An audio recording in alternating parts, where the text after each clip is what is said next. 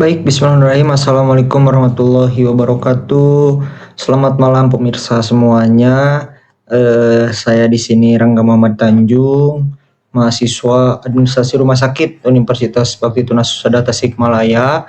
Di sini saya mau mempresentasikan atau menjelaskan hasil dari analisis saya tentang data kasus tuberkulosis anak usia 0 sampai 14 tahun berdasarkan Puskesmas di Kota Tasikmalaya tahun 2020 sampai 2024. Jadi di sini saya sudah rangkum semuanya ya terkait datanya.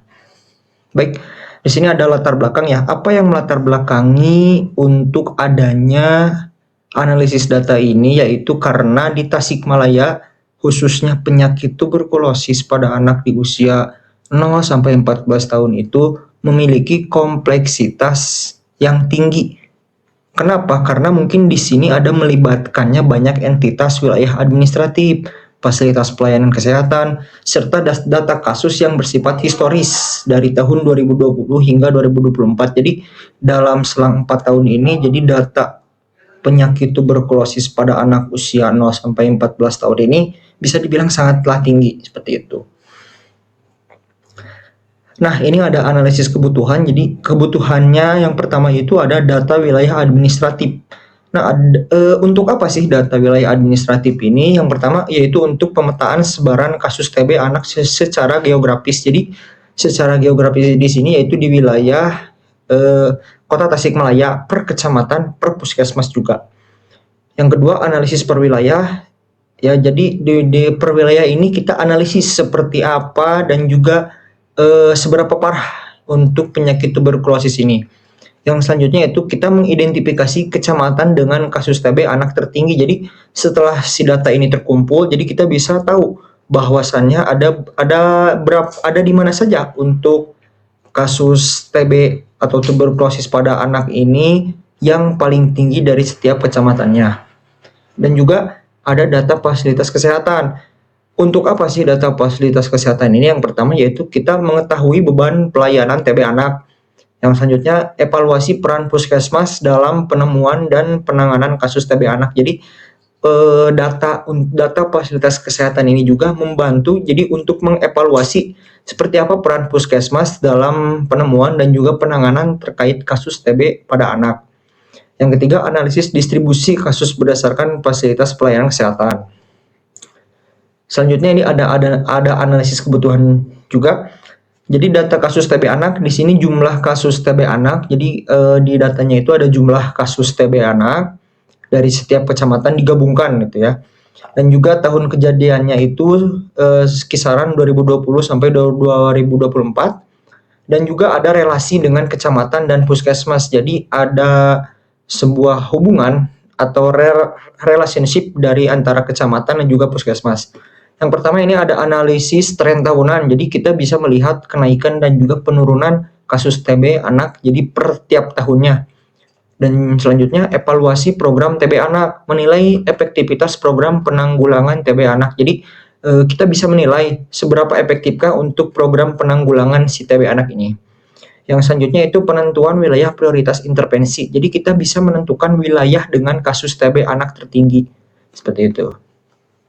Untuk analisis kebutuhan sistem informasinya, yang pertama ini ada kebutuhan penyimpanan data. Jadi analisis kebutuhan sistem informasi ini diperlukan untuk apa sih? Untuk memastikan pengelolaan data TB anak dapat dilakukan secara terstruktur, konsisten, dan juga kontinu guna mendukung analisis dan pengambilan keputusan.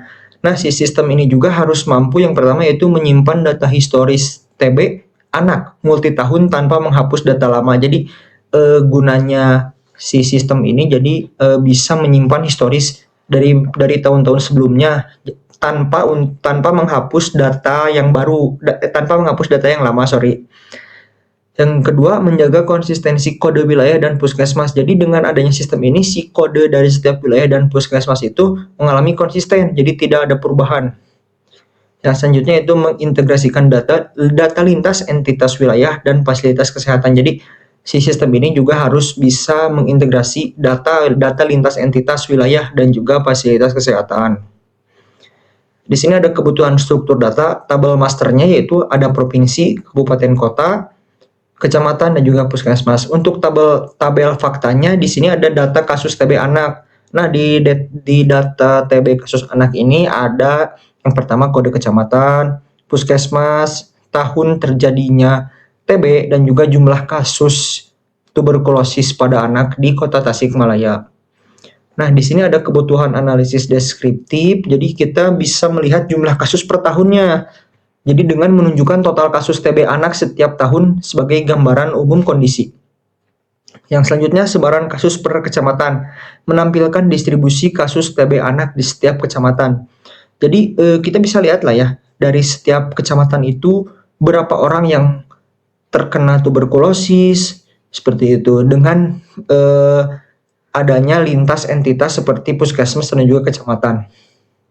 Puskesmas dengan kasus tertinggi. Nah, seperti yang tadi saya bicarakan juga ya, jadi kita selain mengidentifikasi dan juga menampilkan distribusi, jadi di sini juga kita bisa beban kasus TB anak terbesar ini berada di puskesmas yang mana, seperti itu. Nah, ini untuk kebutuhan analisis tren, ada perbandingan antar tahun. Jadi kita bisa membandingkan jumlah kasus TB dari tahun ke tahunnya, seperti itu. Apakah mengalami peningkatan ataukah mengalami penurunan. Jika mungkin peningkatan berarti kan upaya dari puskesmas ini belum sepenuhnya efektif, seperti itu. Yang selanjutnya ada pola peningkatan atau penurunan kasus. Jadi ya mengetahui kecenderungan naik atau turunnya si kasus TB anak ini. Dan juga wilayah dengan tren meningkat. Jadi kita bisa menentukan kecamatan yang membutuhkan prioritas intervensi. Contohnya mungkin ada salah satu puskesmas atau salah satu kecamatan yang dimana kasus TB-nya itu tinggi atau dari tahun ke tahunnya itu melambung. Nah, itu juga dengan analisis tren ini kita bisa menentukan untuk kecamatan mana yang sekiranya membutuhkan prioritas terkait intervensi, seperti itu. Di sini ada analisis kebutuhan pengguna ya. Jadi kebutuhan pengambil kebijakan. Yang pertama itu ada informasi ringkas wilayah dengan risiko TB anak tinggi. Selanjutnya laporan tren tahunan TB anak dan juga dasar data untuk perencanaan program intervensi. Jadi di dalam sebuah aplikasi, kita bilangnya aplikasinya, si pengguna ini bisa menginformasikan secara ringkas bahwasanya beberapa wilayah ini terkena TB anak dengan resiko paling tinggi, seperti itu, dan juga bisa melaporkan trennya itu dari tahun ke tahun gitu tah. Dan juga mungkin ada dasar data ya yang menjadi dasar untuk sebuah perencanaan program intervensi, seperti yang saya bilang sebelumnya ya. Jadi dari setiap kecamatan itu kita lihat mana yang sekiranya paling tinggi dan juga membutuhkan darurat program intervensi, seperti itu. Dan untuk kebutuhan petugas kesehatannya, yang pertama itu data beban kerja per puskesmas, dan juga ada informasi kecamatan dengan kasus TB anak tinggi, dukungan evaluasi program penanggulangan TB. Jadi si pengambil kebijakan dengan petugas kesehatan ini ada kaitannya dalam hal untuk sama-sama untuk mengefektifkan program intervensi untuk tuberkulosis di Tasikmalaya. Di sini ada analisis kebutuhan output. Jadi sistem yang diharapkan ini bisa menghasilkan yang pertama laporan jumlah kasus TB anak per kecamatan, dan juga grafik tren kasus TB anak tahunan, dan juga ini yang paling penting ringkasan data untuk evaluasi kebijakan kesehatan. Dan mungkin tentunya seperti ini ya, jika ada salah satu penelitian terkait kasus sebuah penyakit, bahwasanya itu luarannya itu untuk mengeluarkan kebijakan kesehatan, intinya seperti itu. Nah, ini ada entity relationship diagram, seharusnya ini saya salah. Nah, mungkin di dalam analisis data kasus TB anak ini ada 5 entitas yang saya udah catat dan juga udah rangkum. Entitas yang pertama itu entitas provinsi, tentunya Provinsi Jawa Barat. Yang kedua kabupaten kota, ini Tasikmalaya, kecamatan yang ada di Kota Tasikmalaya. Selanjutnya ada puskesmas yang ada di kecamatan dan juga di Kota Tasikmalaya. Dan yang terakhir data kasus TB anak. Ini yang paling penting karena ini mungkin bisa kita katakan tabel fakta ya. Nah, ini untuk hubungan antar entitasnya sudah saya share. Ini ada gambarnya juga bahwasanya menunjukkan dari setiap entitas ini adanya hubungan atau adanya relationship. Nah, selanjutnya di sini saya mau menjelaskan untuk sistem interface aplikasi si TB Anak Tasikmalaya ini. Saya buat lebih simpel dan juga lebih agak jenaka, soalnya biar mudah diingat juga untuk petugas kesehatan dan juga untuk pengambil kebijakan bahwasanya ada aplikasi si TB Anak. Jadi terkesannya biar unik seperti itu. Nah, ini ada tampilan login ya, tampilan login aplikasi si TB Anak Tasikmalaya. Seperti biasa kita memasukkan username dan password. Mungkin ini hanya untuk si petugas kesehatan dan juga pengambil kebijakan saja. Jadi kalau misalkan dari orang awam atau orang sipil mau masuk ke aplikasi ini tidak bisa. Jadi orang sipil itu kita bisa melihatnya itu di laporan. Bahwasanya di kecamatan ini yang paling banyak ini, di puskesmas yang paling banyak ini, seperti itu. Nah, ini setelah login ada tampilan dashboard utama aplikasi si TB Anak Tasikmalaya. Di sini menunjukkan bahwasanya ada total kasus dan juga ada grafik ya. Grafik dan juga ada perbandingan kasus per kecamatan. Jadi setiap kecamatan itu kasusnya kita dibuat perbandingan kecamatan mana yang paling tinggi akan adanya penyakit TB anak. Nah, ini merupakan tampilan data wilayah. Jadi selain grafik tadi ada juga data per wilayahnya. Di sini mungkin ada kodenya itu ada kode kecamatan dan ada nama kecamatannya, kabupaten, kota. Ini Kota Tasikmalaya ya. Nah, ini ada tampilan data puskesmas aplikasi si TB Anak Tasikmalaya. Jadi kalau yang tadi itu data kecamatan yang ada di Kota Tasikmalaya, untuk ini ada puskesmas yang ada di Kecamatan Tasikmalaya beserta ID-nya, nama puskesmasnya dan juga kecamatan yang melayani puskesmas tersebut. Ini ada tampilan data kasus. Nah, ini mungkin udah lebih ke mengerucut ya, untuk mengerucut data kasus penyakit tuberkulosis.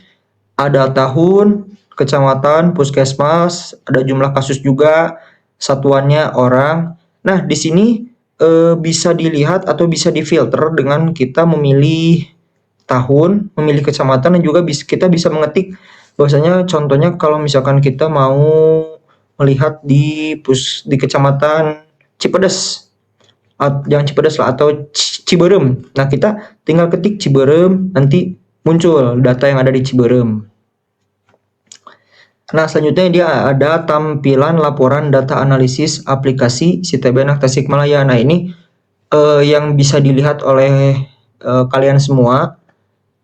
Jadi bukan hanya si petugas pengguna saja atau pengambil kebijakan yang bisa melihat ini, tapi kalian juga bisa melihat bahwasannya laporan data analisis. Jadi rekapan dari penyakit TB anak yang ada di Kota Tasikmalaya. Ini bisa diakses gitu. Nah, ini ada ekspor PDF, ekspor Excel. Jadi ini mungkin untuk pelaporan ya, untuk pelaporan si user. Nah, mungkin cukup sekian untuk penjelasan dari saya. Terima kasih juga kepada semua pemirsa yang telah menyaksikan video ini. Dan saya berharap mungkin ya, semoga apa yang tadi saya paparkan juga ini bisa lebih mudah dipahami daripada data kasusnya, seperti itu. Baik, saya Rangga Muhammad Tanjung, pamit undur diri. Wassalamualaikum warahmatullahi wabarakatuh. See you.